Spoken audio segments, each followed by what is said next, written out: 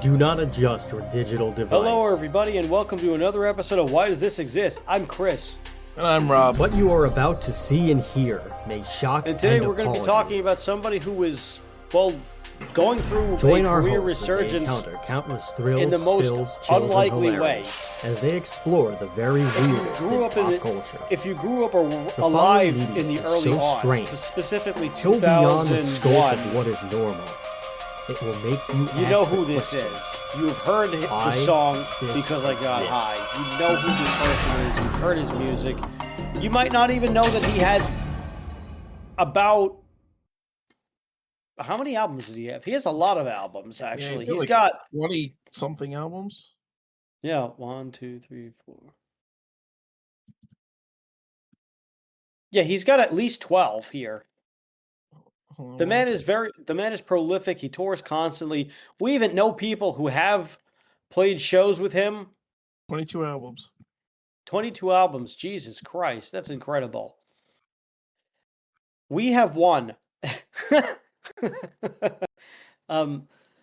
but this man has 22 albums. He's freaking awesome. He's a monster, and he's fucking hysterical. And he's a big stoner guy, and he's a cool dude. But yeah, he's getting some resurgences from a court case that we will get into that is really bizarre on its face, but also absolutely hilarious. We're talking about Afroman. If you know what the show is, we talk about weird stuff in pop culture. This happens to fit that bill. And we like doing this, and we hope that we can entertain you folks. This is Why Does This Exist? That's the news. Here's the weather. You are now about to witness the true strength of street knowledge from a ragtag group of rogues. So let's get on with the goddamn show. Rob, take it away. So, like you said, Afroman's probably best known for Because I Got High, which was basically, it was like a big meme back in the day. And it really put Afroman on the map. It was his breakthrough single. He actually had several albums before that album came out, which was The Good Times. But that one was the one that really broke through and became like a huge mainstream hit. That album became that song was number one in, I want to say, 39 countries or something crazy like that. It was something ridiculous, and you couldn't get away from it. I remember just hearing it on the radio on the way to school, and my mom getting pissed off because she couldn't believe that she heard something like this, because while she was driving us to school, and all of us in the car were just laughing because of just how ridiculous it was. But we didn't really know. I was 11, so I didn't really know what exactly he meant by Because I Got High. But the whole song was just really funny, and my mom was just, of course, being, my mom, and she was flipping out in the car, and we were just laughing, which made it even funnier. So that, of course, led to us listening to the song over and over again and then singing it. But it was just a fun song that is still fun to this day. Yeah. And I think the first time I heard the uncensored version, I laughed even harder. Yeah. I think we went right home and just downloaded it from like Napster or something. Oh, those days, the fucking Napster days. Yeah. Classic. Yeah. It was really like a phenomenon back when it came out, and I think it got a huge boost also because the music video was directed by Kevin Smith and featured Jay and Silent Bob. Yes. Which again, that was the time of like the Views universe was like huge in the pop culture ethos. Basically, it was when we had Dogma had come out, Chasing Amy, obviously Clerks, Mallrats, and I believe Jay and Silent Bob Strike Back came out right around the same time also. Well, this was the theme song for that movie. Yeah. So the early 2000s was a huge thing. And you know, I you had the stoner culture, like there was stoner movies before, but I really think the early 2000s, like late 90s, early 2000s was kind of like the heyday of stoner comedy. Uh and that's like really when it took off. Like you had like movies like Friday, um that series, uh Harold and Kumar Go to White Castle, Hmm. obviously, anything in the Views universe, Jane or featuring Jay and Silent Bob. So it was like Euro Trip you was kind of stonery. I mean, you would get it yeah, was the stonery road trip era, which I mean, the road trip movies kind Dude, of went Where's My hand in Car? hand. Exactly. Yeah, like road trip, like the road trip movies just kind of went hand in hand with stoner movies, and some were both road trip slash stoner movies. So just right in that time, I want to say from maybe 99 through 2004, you pretty much got the golden era of, well, I would say maybe, well, the golden Oh era four, of oh five. stoner, yeah, the golden era of stoner movies was probably just exclusively Cheech and Chong and maybe a handful of Yeah. other B movies. But you, but I would say the Silver Age was probably right around then. And they haven't really gotten to a bronze era. There's No, just like these days, they're not really that good. And there hasn't no. really been a time like that where there's been just so many great stoner movies. Well, I think also the appeal, especially back in those days, is because marijuana was still taboo. Marijuana is like so ubiquitous in our culture now, and like it's so like it's almost basically become like alcohol. It's not to the point where it's like fully legalized federally yet, obviously, as we all know, but it most states have it legalized in some capacity, and you know, in at least in the states where it's recreationally legal, it's basically treated like alcohol is. So it's a Which is different how it time. should have, which is how it always should have Yes, been of anyway. course, yeah, yeah. Because I mean, So and honestly, the side of like when when you go and smoke a joint, like what you're gonna go and whatever you're gonna do is way less harmful of what you're gonna do if you're gonna have like 6 beers. You well, know, and like and because I because it matches. like where you going? If you smoke 6 joints, where you going? You're What are you sitting on your doing? couch eating fucking Yeah, chicken fingers. yeah. There's no way that's what this song is about. There's no way you're getting in your car. I think No. that's like you're not doing anything. You're just gonna Well, enjoy yourself, and then you know what? There's no hangover the next day, so you can go right to work and enjoy yourself. So it's the better, change honestly. in the cultural views of it is even evidenced by the song, because when the original song came out, Because I Got High, you could say it's kind of negative. Like Afroman has said that he didn't mean for it to be a negative or a pro marijuana song. He's like, this is just like my experience with marijuana. It's not saying it's good, it's not saying it's bad. It's just what I think of it. But then Right. later, actually in 2014, he released an updated version of it, which was like a more of a positive spin on marijuana. Like, basically says, he goes into like how he had problems with glaucoma, but then he got high, like, and it's like a whole positive spin on it. So, but it really kind of shows like the cultural shift that's happened in the last 20-25 years in this country, with regards to marijuana. And if you want to really go back to the only reason why it was fucking criminalized in the first place is because William Randolph Hearst, uh, who owned paper mills, uh, was afraid that hemp was going to put him out of business, because hemp is a very useful renewable resource that can be used for wood, or not wood necessarily, but hempcrete they call it, paper, all kinds of different cloth, all kinds of different products. So William Randolph Hearst basically bankrolled the Reefer Madness movie, and lobbied to lobbied to basically make marijuana illegal everywhere. Yeah, just because Uh he was afraid of losing out on his product. yes. Because So he it wanted had to make nothing to sure do that with like, all this because he just wanted to keep his empire. It had nothing to do with actual like it had No. nothing to do with keeping people safe or keeping or the dangers of cannabis. It was just this guy was a dick. Yeah, and well, also, the term marijuana wasn't even originally meant as a descriptor of cannabis. It was a wild Mexican tobacco.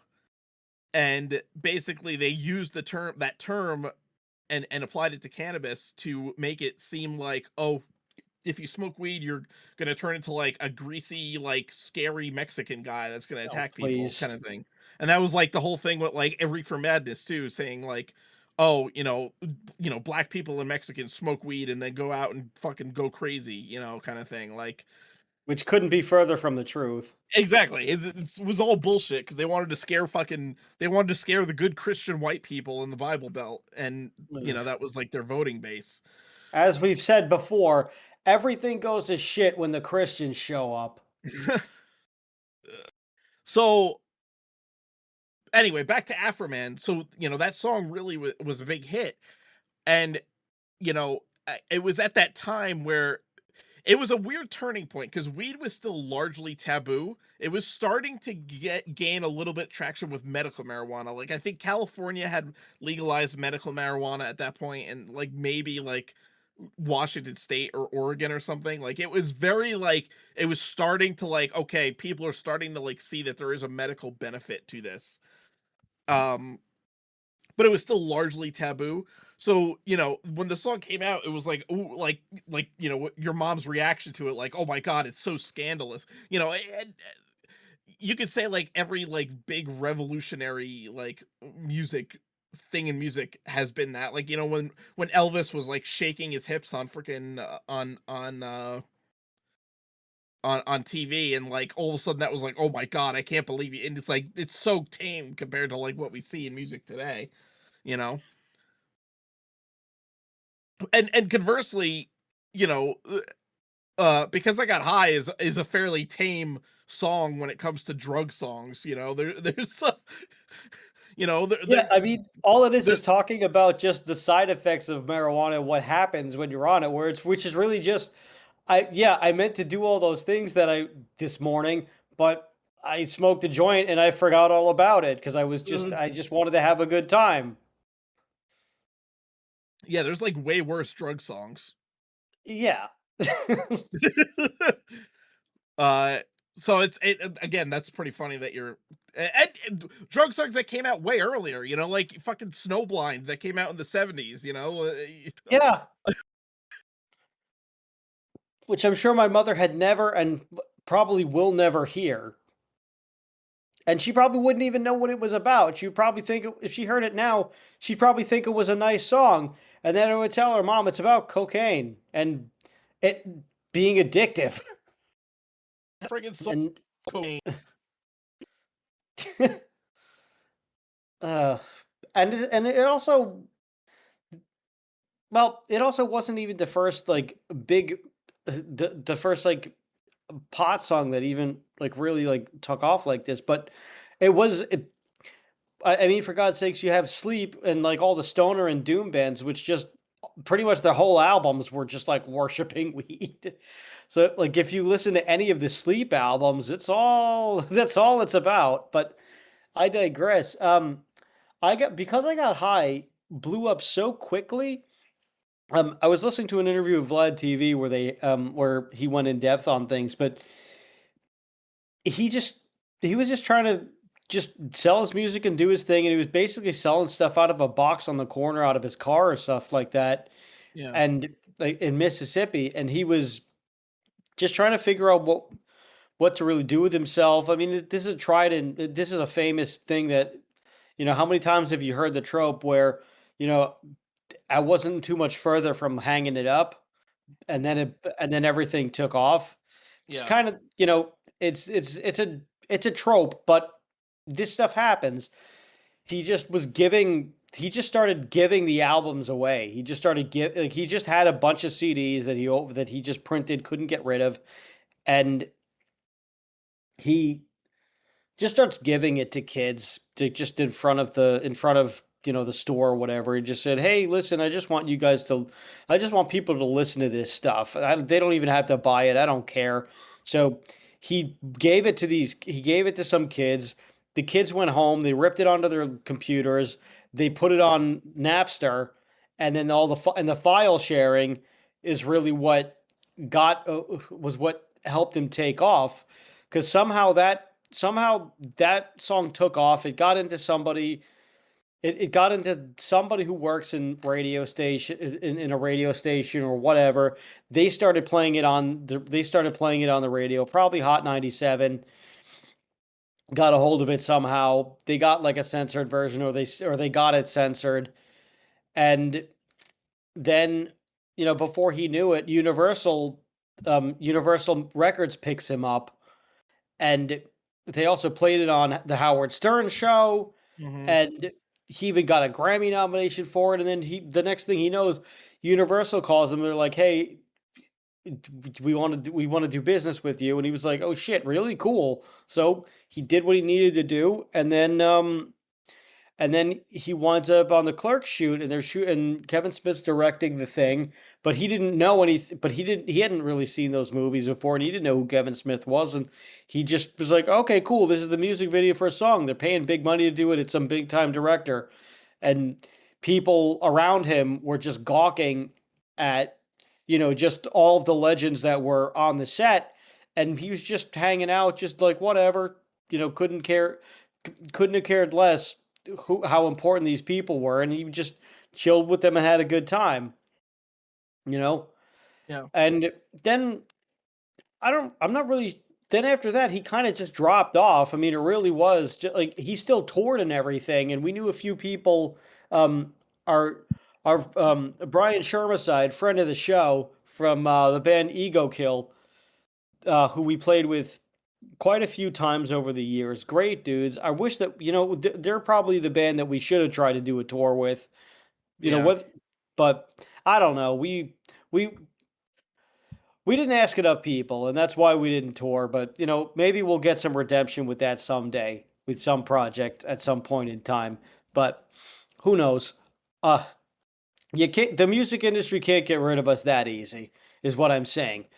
But uh, but Afroman he ends up releasing a bunch of other albums, and just over the years, and he still tours, and he still enjoys himself, and he still makes a bunch of money. Kind of moves out to a nice quiet town in Ohio, gets married, has some kids, and just continues making his music, touring, living his life the way that he wants to live it, and everything is pretty hunky dory.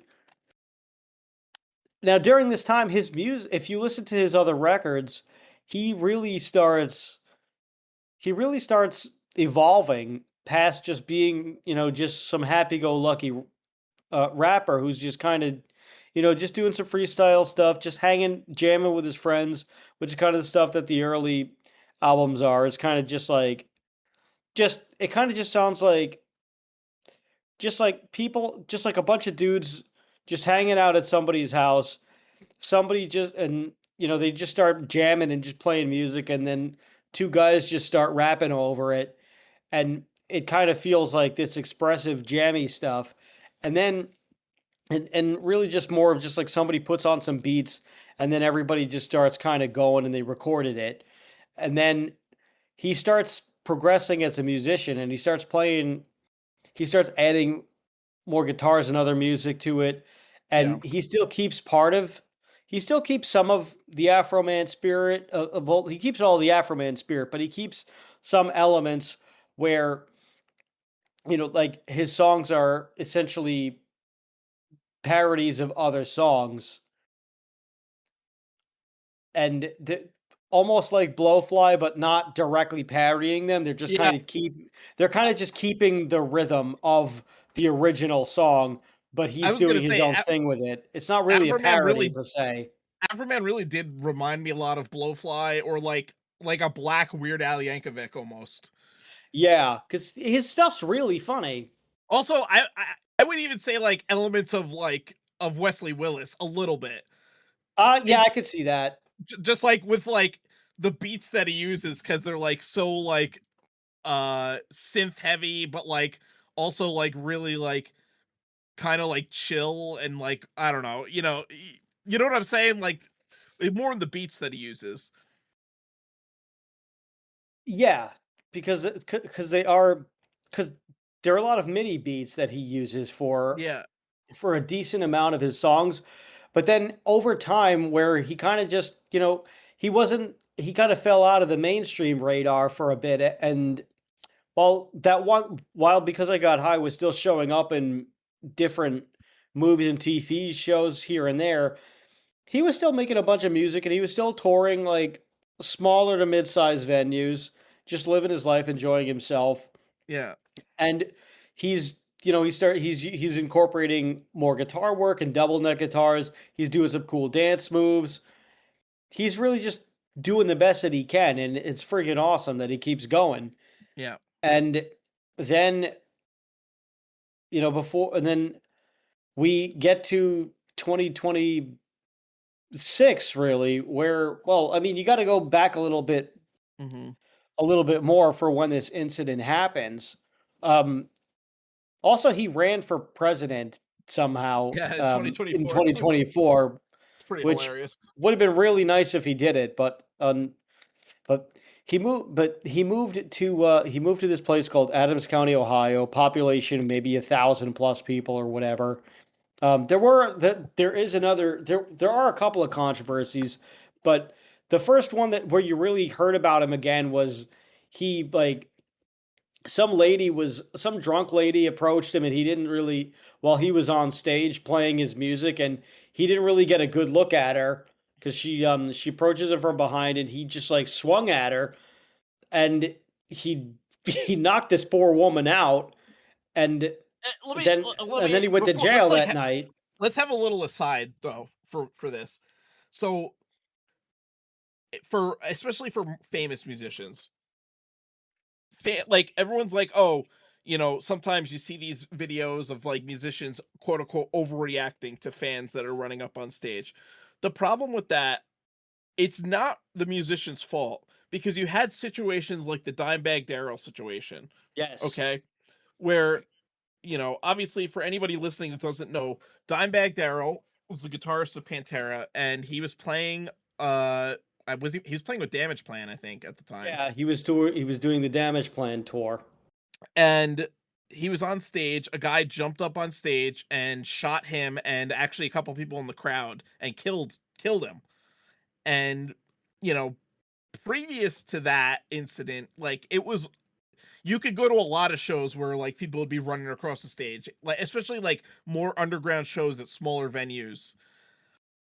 And even if it was like a Yes. bigger act, like in this case, Dimebag Darrell. Yeah, because there But wasn't really security was not that heavy, no, and you could. I mean, they also didn't really pad you down a whole lot. They kind of just, no, you paid your money, they stamped your hand or whatever, and then you went in, yeah, which still happens at most of these smaller underground shows. They just don't yes, have security, and they don't have the money for security, and they don't have the time to do all that check. Because if they had money for security, it would maybe be like one or two people, and that's not enough to get.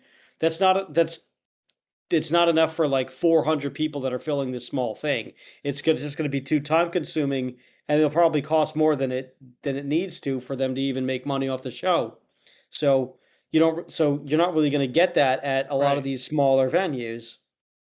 Well, and even going back before the Dimebag Darrell incident, if you go back to like actually, I could recommend a really good book called Murder in the Front Row by Harold O. Hell yeah. Um, it is an amazing, amazing picture book, coffee table book with pictures of all of the early thrash scene in the 80s. And from Metallica, Megadeth, Slayer, like all these pictures. It's a really amazing book. Um You actually bought me my copy. oh really? Did I? Yes, you did. You gave me that copy. Um but there's pictures of like the old days Metallica playing in San Francisco at these theaters where fans were running across the stage. It was like just a big party almost. Yeah. That really changed after the Dimebag Darrell incident because all of a sudden it became well, I now it's a mean, security threat because there are psychotic people out there that yeah. will I mean, try to shoot. even stadiums, there weren't really they didn't have metal detectors in stadiums at that time either. No, no. Like you would get patted down maybe, but there weren't any metal detectors at this time Yeah, you didn't get in your like the bag early searched or anything like yeah, that, really. yeah, in the early 2000s you pretty much just went in. So whenever I hear of an incident where a musician like a quote unquote attacked a fan or hit a fan that was on stage, like coming up behind them, I give the musician some grace because you don't know who that person is that's coming up to you. They could be a psychotic fan that is trying to shoot you or kill you.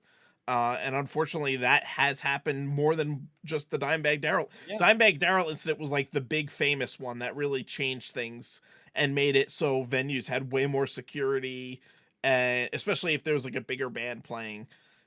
And they really discouraged getting up on stage with the band because of that incident specifically. I But mean, it it's had happened before. yeah, I and mean, it extends even outside of music too. I mean, just what was it? A few years ago, some guy ran on stage while Dave Chappelle was performing and tried to stab him, and they took him down.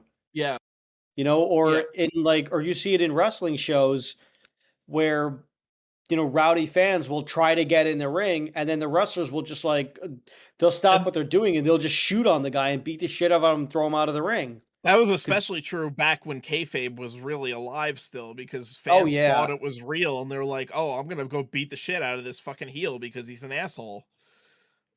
So, but I 9 times out of 10 they get their ass kicked because yeah. the wrestlers were fucking massive. Uh, but yeah, it's just it's too dangerous to mess with that, because you don't know what these people are doing. You don't know if they're going to come at you with a knife or a gun or something. There's so many situations where there are psychotic fans that do shit like that. Obviously, what was that? Selena Yeah. was a big instance of that. Um, but I mean, it happens all the time in with celebrities in Hollywood that have stalkers. There was the wrestler. There was a female wrestler. Was it Paige? That No, it wasn't Paige. Well, I don't know. She maybe had a or stalker at Sonya some point. Deville. I don't know. It Sonya was Deville. it was Sonya Deville was the bigger one. Where Sonya Yeah. Deville and it happened to Asuka too. Like Sonya Deville like literally got like held hostage, I believe, at her house by the stalker fan for a bit. Yeah, it got bad. He was Yeah. out. No, he was outside the performance center, just waiting for her and everything. There was someone that went to like a female wrestler's house though and broke in.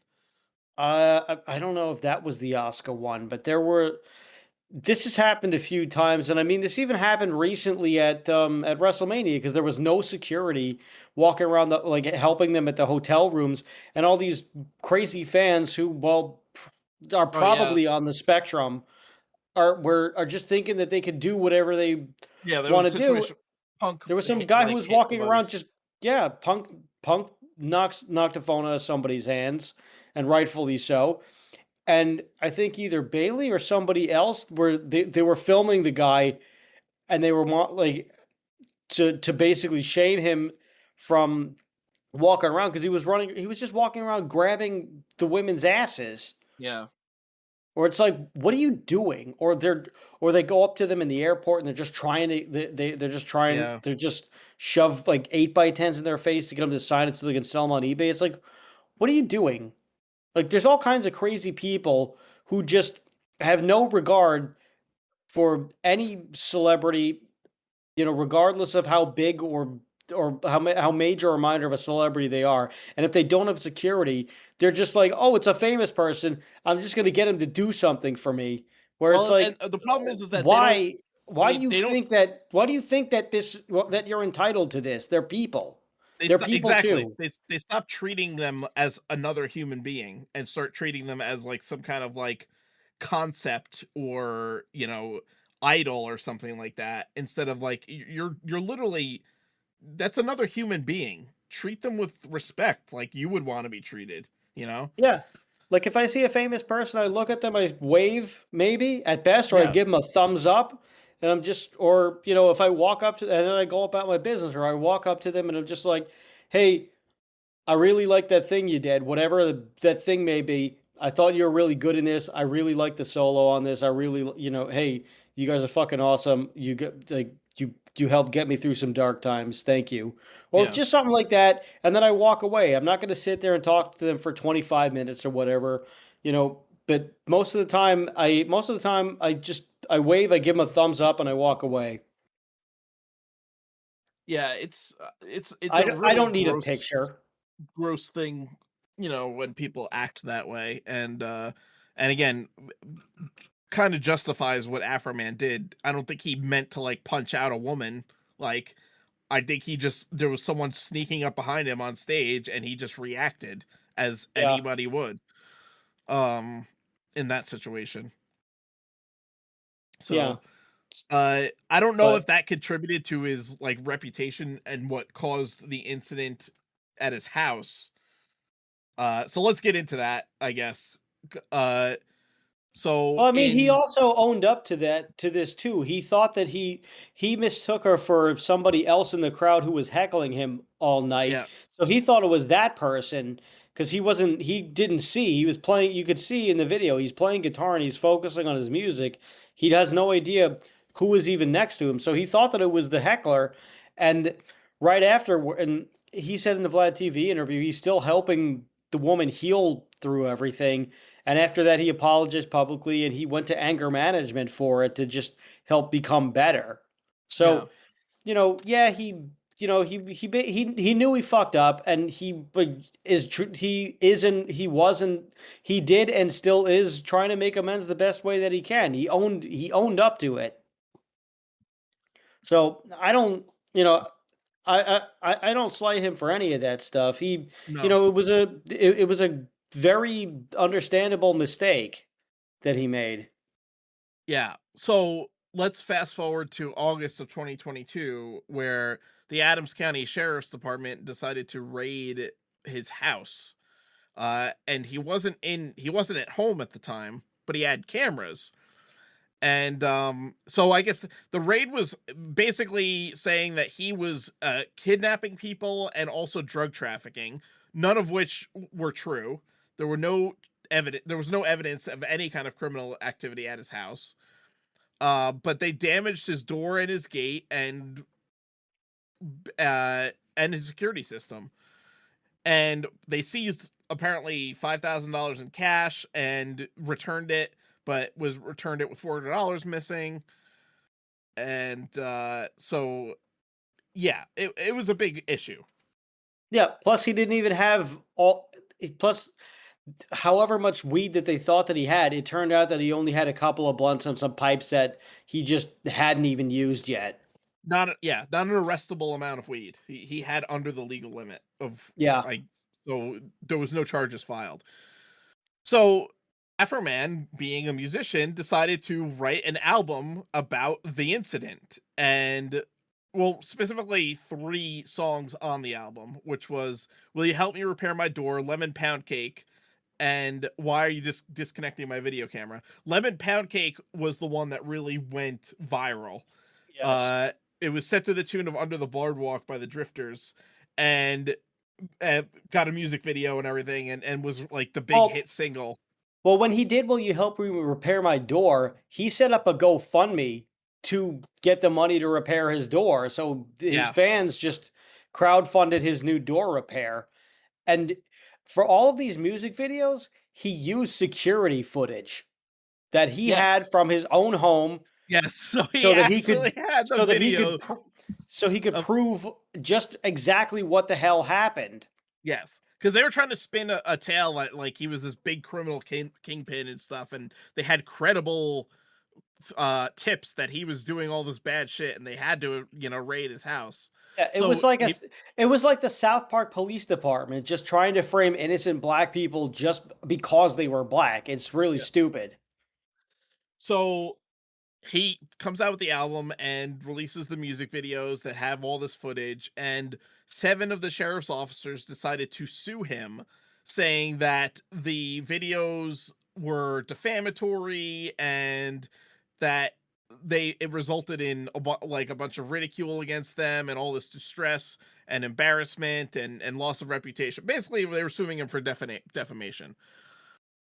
So it went to trial, and apparently the trial was hilarious. I had seen like little snippets and stuff of it, but they were like they played Lemon Pound Cake like at the trial, and like, so, just like shit that would like, oh, so embarrassing. It's like, well, Well, yeah, now you're still, they had to release all of the evidence because yes, the cops thought that because they were cops, they were just gonna run roughshod over this guy and get him and make him go to prison. They figured it'd be easy peasy, but he showed up with receipts, and he had to re-humiliate them publicly because this was part of the court because this was part of the court case. So basically, this because it was evidence because he used security camera footage, yes, which is fucking amazing. yeah, And then on top of that, the people that they questioned, it was very obvious that the cops were full of shit. But they got this guy who's one of the police officers. They claimed that it caused such severe emotional distress that it led to his divorce. yeah, And so they called, first of all, for Afroman's lawyer, this must have been the most fun and easiest court case of his life because it was just because this whole thing, he was just proving just rational thought, and he was just proving rationality, and the questions that he was asking the officers were just, it was just ridiculous shit where he said, okay, so you he was just like, okay, so you know that this is a song, right? Yes. You know that these are just things that people are singing in songs, right? Yes. You know we can't prove that any of these things we there's some a lot of this is just opinions, right? Yes. You know that that Little Wayne song Pussy Monster, you hear the song and you know that there isn't a real monster on the loose, right? Yes. Okay then. Like basically basically schooling these people at an maybe like a fifth grade level education just to prove like what assholes they are. But anyway, back to the guy who got divorced. He was like bullshitting that this caused such emotional distress that it killed his marriage, right? So yep, as a witness, because she is no longer his wife, because there is the I forget what they call it, but if you are a spouse, you legally cannot be brought into court to testify against your spouse or toward your spouse or anything like that. You can't be brought in for questioning because of some kind of spousal confidentiality thing. right, But because she is no longer his wife, they could bring her in as a witness and just cross-examine her. And they asked her, and they just said, "Okay, well, what why did you divorce, was this the reason why you divorced your husband?" And she said, "No, we were already divorced before this even happened." So already fucking debunked this guy.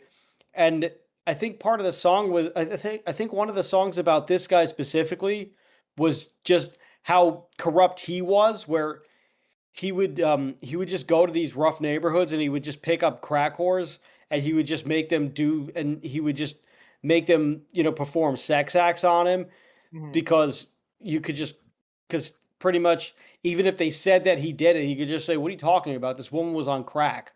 Like, yeah, no, we didn't do that.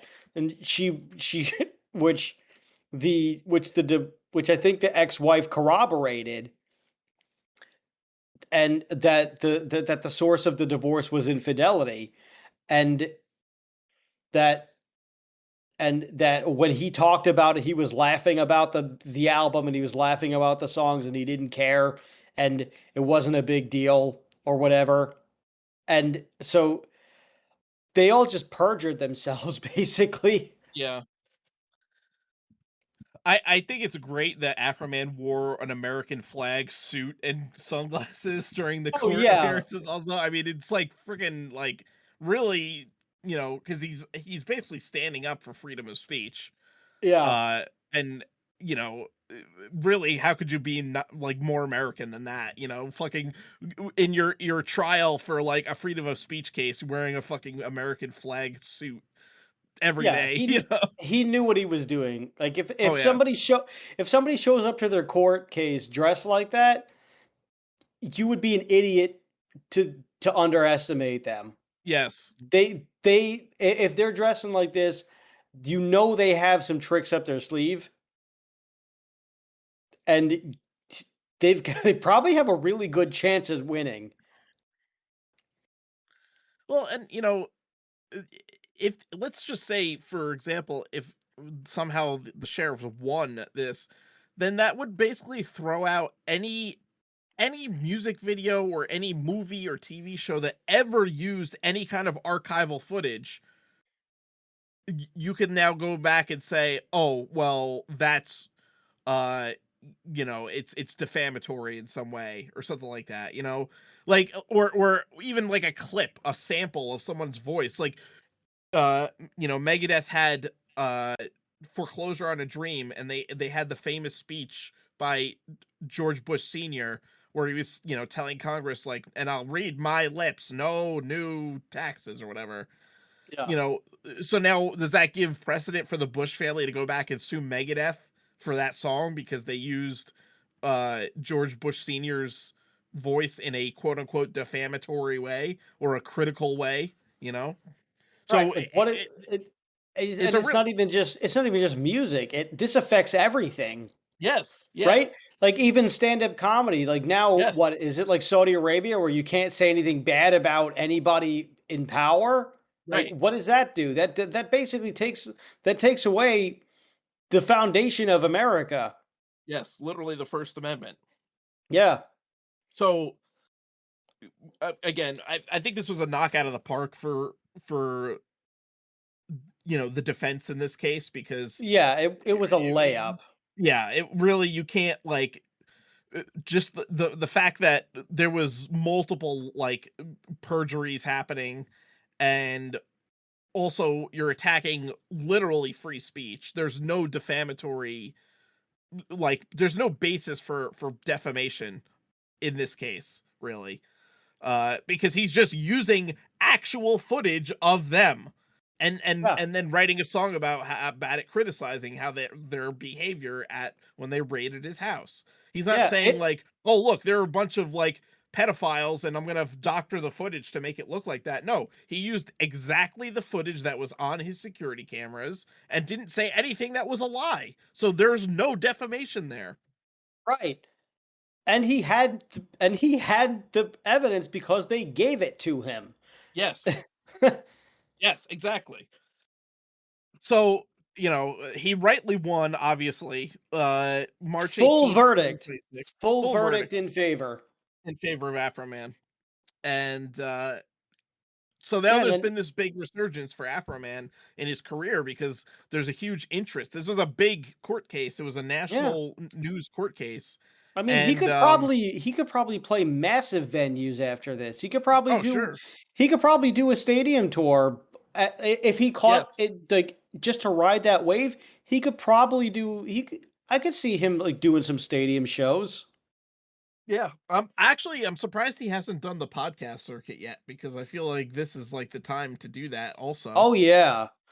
I'm sure he's got something cooking up.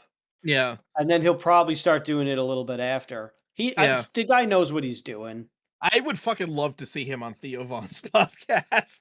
That would probably be fucking hilarious. Honestly, that would probably be the best one to see him on because it's somebody Yes. who just kind of talks like, just like that. Yeah. So yeah, I think it'd be really fun. Yeah, but it's been a huge boon to his career. Afroman streaming has like shot up significantly Yeah. since the trial began. Um, Yeah, he said that it was he claimed that it was a 500% increase. yeah, That's insane. yeah, that's huge. I mean, but Um, also you got to like give credit to a lot of the YouTubers who just yeah, picked up this story and started doing it, especially the lawyer channels where yeah. they just started breaking down the case and just pointing out everything that went right and everything that and just every possible area in where the police officers fucked up. You know, it's pretty funny too that they came up with this whole big court case to try to sue him for defamation and all this shit.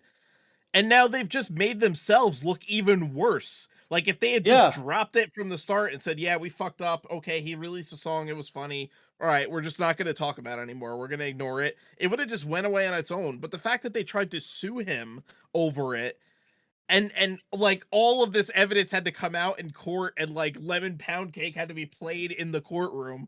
You know, it basically just like made them all look like even bigger jackasses than they Yeah. were. Which okay, so we haven't really gotten into the specifics of lemon pound cake, but basically what happened was while they were raiding his house, one of the officers, which he started just calling Officer Pound Cake, he he walked by his he walked by his kitchen area, and Afro Man's mother baked a lemon pound cake that for him that was just sitting in his kitchen, on display for him to go eat when he had a hankering for some pound cake. Uh, I'm sure it was delicious, and this officer looks at it like I think the quote was lustfully, and I don't remember if he took a bite or not, but he just kind of stopped and looked at this, and he was like it looked like he was just debating on whether or not he wanted to just take a slice of the pound cake. Yeah. So it just turned into a whole thing where the officer was saying in court that people started sending him pound cakes, which is not a bad thing at Yeah, all.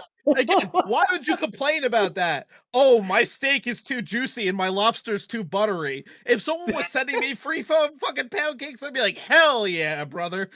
I would I, send them fucking thank you cards. exactly. Fuck, man. I'd be Maybe I'm free. just Like, a fat are ass. you I don't kidding? fucking know. I'd be freezing the pound cake, and then I'd be thinking of other things to do with other pound cakes. And Yeah, man, you could. That'd be awesome. You could feed me forever, and then I could I feed other people. Are you exactly. kidding? I could go down to the shelters. I could just give a bunch of pound cakes to homeless people. I could just give it to random people on the street. I could even just knock on my neighbor's door and say, "Hey, I've got like 45 pound cakes. You want one? They're pretty good. Some better than others, but they were made with whether or not they were made with love is up to you, but here you go." Or just something like that. "Hey, I heard it's your kid's birthday coming up. Here's some pound cake. Yeah, Put some frosting on it." I don't know. Or yeah. That's I don't just know, like, just give it to your mail person as a tip. yeah, Like, think of all the good that you could do with all that pound cake. exactly. And I don't this know. It's guy, just, this fucking asshole, just decides to complain about it. Well, good for him. Fuck you, Officer Pound Cake. yeah. We're glad you got yours. Now you really got yours. You really, it's like, Yes, you've taken the rightful pounding that you deserved.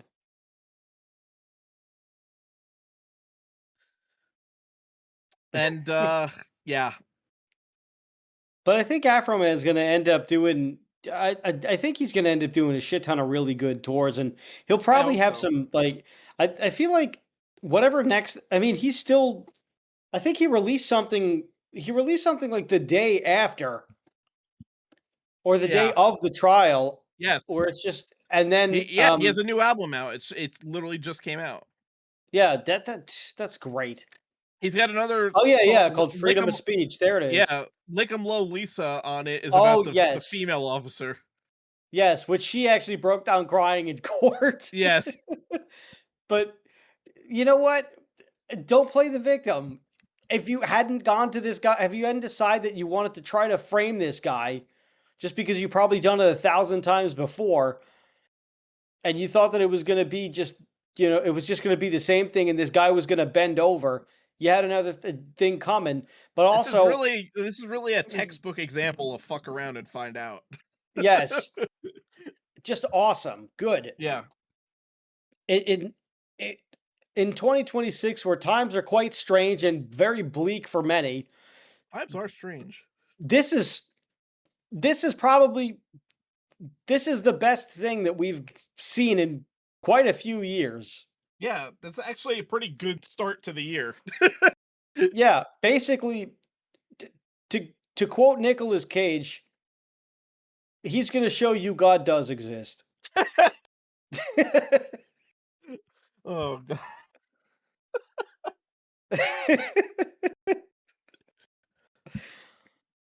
Oh god.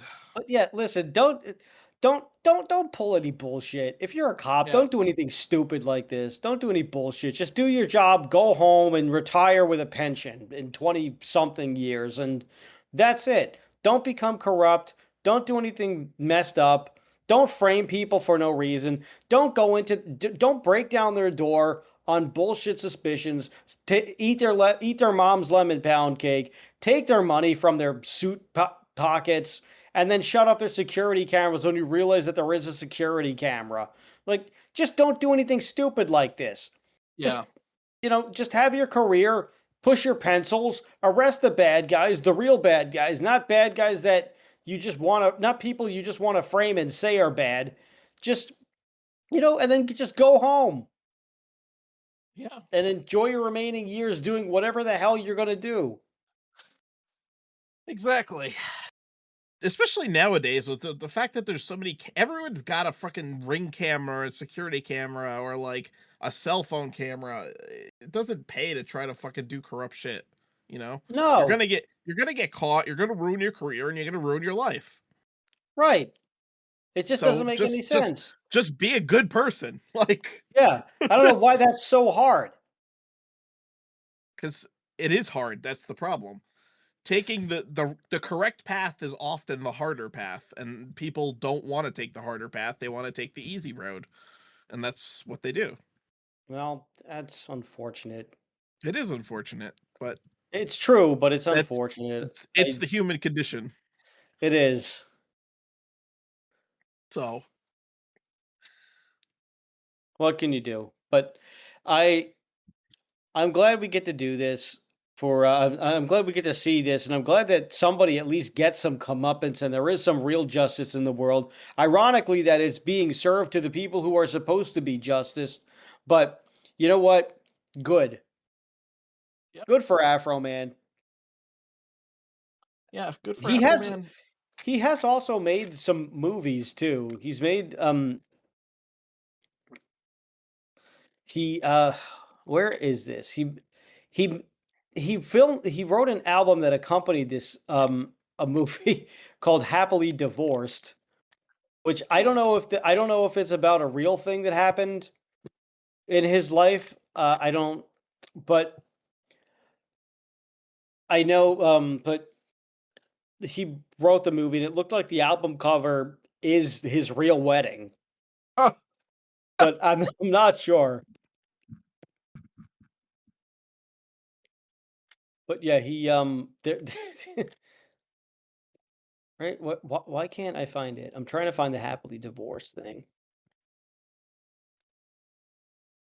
Yeah, it's an album by him. I don't know if this is from 2020. I don't know if he actually got divorced and then and then he put out a movie just on his YouTube channel just called Happily Divorced. I wonder if it was like a So real that movie or if it accompanies was it.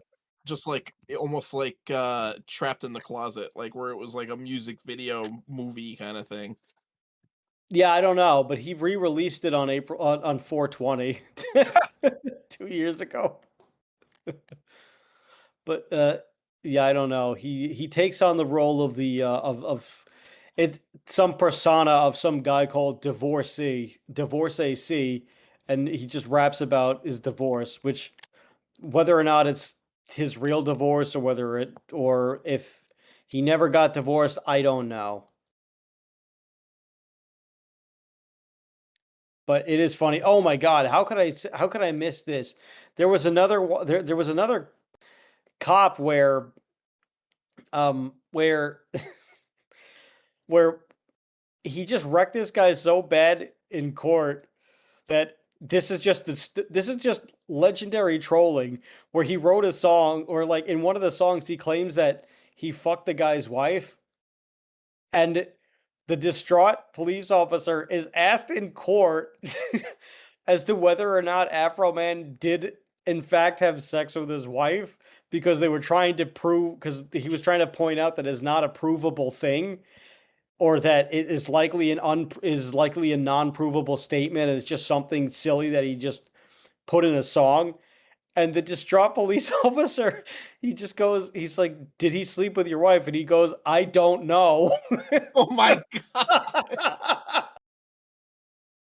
That's literally the fucking George Costanza fucking insult, and he fucking And it's just so great because he just wrecked this guy so oh my badly god. because he doesn't know whether or not, because he's just like even if he, and which is probably just the best thing in the world for Afroman to just be standing, like how great is that, Yeah. you can see it happen to to the person. Like you could watch them just crumble in real time about something that you put in a song. I don't know. I almost feel like he should have sex with his wife on principle now, if he didn't before. Yeah. I don't know. I think that was my favorite part of the case. It's just this guy just being asked in front of an entire court and judge and professionals and his peers Yeah. Well, you and know, a full fucking jury. Like, did this man sleep with your wife? I don't know. And they have to play the song on top of it. I don't know. That's This is just like S tier trolling. it's literally like if it didn't actually happen, you would think it was a fucking skit on like fucking Chappelle show or something. Yeah. Well, like Like word seriously, for it's word. Like yeah, word for word. Like even it was even cast perfectly to be a Chappelle show sketch. yeah, exactly. Just oh my god.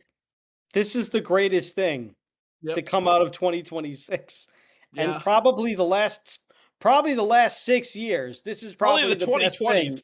thing. Yeah. Yes, the whole 2020s. This is Yeah. the best thing that's happened this whole decade so far. We're so fucking back. No, no, no, we're not. I no. But Here we he go. is. The roaring 20s. Oh, yeah, of course. Well, you know how that ended.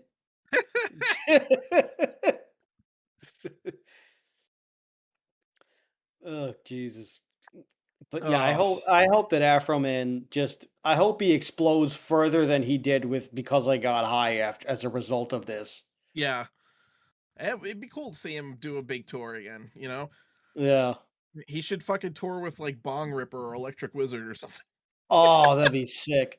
Well, Yeah. that's the other thing is when he tours, he just plays with the local bands. Like he doesn't it's pretty much just him and maybe like one other support act that he might bring along, but it's just like another rapper.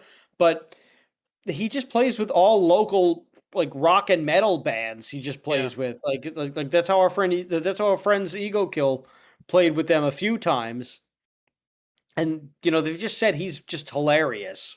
Yeah. So it's just so funny. Yeah. But yeah, I wanna friggin' see him live now. Well, I mean, I always did, but now I really want to. Yeah, I do too.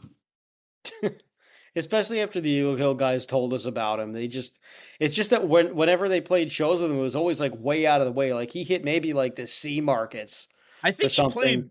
I think he played Dingbats. Yeah, he did. He did. I think one of those shows was Dingbats. Yeah. But yeah, I gotta freaking see this guy. Yeah. Yeah. I gotta see this guy, and I gotta get on his level. He's freaking awesome. Yeah. Oh. Alrighty, I think we could call it at this point. But yeah, just once again, if this is just a testament where you could take any negative and you really can form it into a positive. No matter how Yeah. bad it is, you can always find a silver lining and do something productive with it and do something creative and even have a laugh about it. Yeah. So there's hope out there, fellas and Yeah. ladies. It's and people in between, whatever it is that you identify as, all of you astronauts. Oh. Just I don't know, and T-Rexes and Dilophosaurus's and humpback whales. I don't know what people are identifying as. Just all and all you and dope and smokers and bong rippers. hell yeah, there we go. That works. That works for me. But yeah, let's try to have him come through with a really sick ass tour and do something really awesome. And if you don't know who he is, go listen to a bunch of Afroman and try and if you happen to get high, try to do one of the things you plan to do. And if not, it's okay. There's always going to be another day to do it, and there's also another joint that you could smoke. Unless it's really important, then you really should do that important thing first. But that's all I've got to say about that. All right. Any last words from you, Rob? No, I think that's about it. Alrighty. Well, thanks for tuning in, everybody, and we hope you learned something. We hope you had a good time. This has been Why Does This Exist? I've been Chris, And I've been Rob. and remember, question everything. Good night, everybody.